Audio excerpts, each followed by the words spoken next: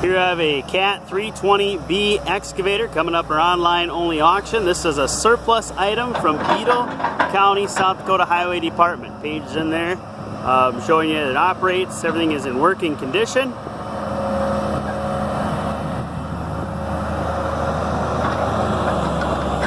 It does have the thumb also with the bucket there.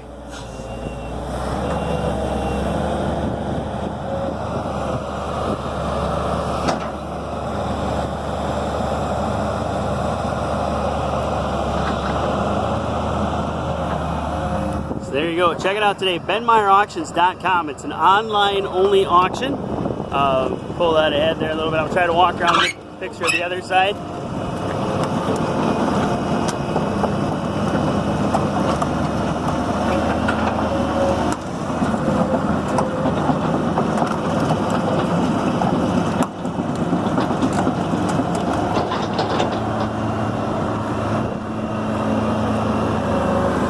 Let's have a little bit of damage right there on it,